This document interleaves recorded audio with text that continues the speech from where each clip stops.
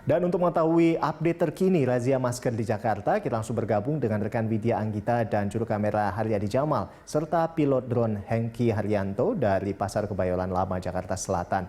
Iya, Widya, dari pantauan Anda hari ini sudah berapa banyak pelanggar yang terjaring razia karena tidak menggunakan masker?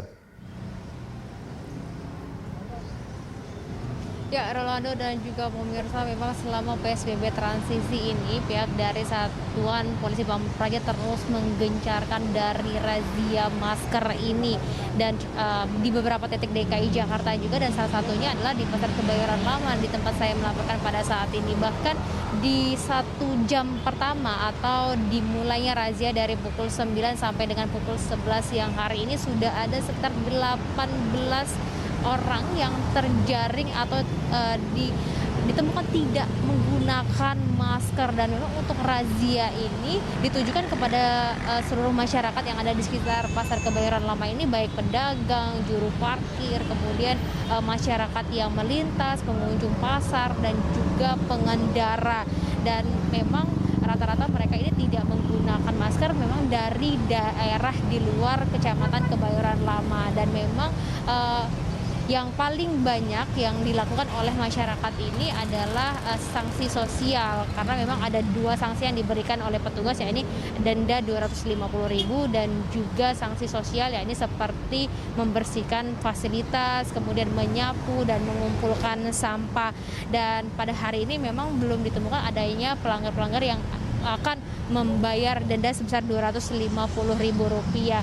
Dan sebenarnya untuk razia masker ini sendiri dilakukan untuk mendukung atau sebagai realisasi petugas terhadap peraturan daerah, yaitu Pergub nomor 51 tahun 2020. Dan untuk razia ini sendiri juga dilakukan dengan pendekatan humanis yang dilakukan oleh petugas, dan harapannya sebenarnya masyarakat ini tidak menjadikan razia ini sebagai ancaman, kemudian juga tidak melihat petugas baik itu Dishub kemudian juga Satpol PP ini sebagai petugas yang menakutkan, dan sebaliknya diharapkan razia ini dapat menekan masyarakat agar lebih patuh lagi terhadap protokol kesehatan. Dan memang untuk razia ini sendiri targetnya adalah di ruang-ruang publik, di pusat perbelanjaan, dan seperti di pasar di tempat saya melaporkan pada saat ini, dan juga di tempat restoran, kemudian di perkantoran, dan memang ataupun di kafe-kafe kecil yang memang berpotensi besar sekali untuk terjadinya kerumunan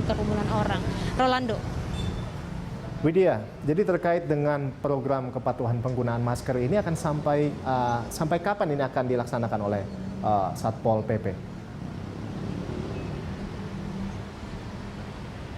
Ya, Rolando dan juga pemirsa, memang sebelumnya dari secara keseluruhan saja jika kita melihat data dari Pemprov DKI Jakarta, untuk pelanggar dari protokol kesehatan ini sendiri sudah mencapai 29.000 pelanggar, dan untuk di wilayah Jakarta Pusat saja sudah ada 6.000 pelanggar protokol kesehatan, yang rata-rata 5.700-nya adalah memilih untuk melakukan sanksi sosial, kemudian 300-nya memilih untuk 300-nya lagi memilih untuk membayar denda. Ini artinya angkanya masih cukup tinggi. Dari petugas sendiri menyatakan bahwasanya akan terus melakukan penertiban atau melakukan razia masker ini sampai memang benar-benar melihat dari pola hidup masyarakat ini yang sudah terbiasa dengan penggunaan masker, dan yang paling utama sekali lagi dari himbauan pemerintah pusat untuk cabut dari status bencana non alam COVID-19 ini, dan diterapkannya dari razia masker ini juga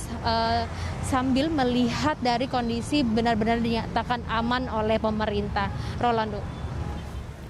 Baik, terima kasih Widya atas laporan Anda dan selamat bertugas kembali.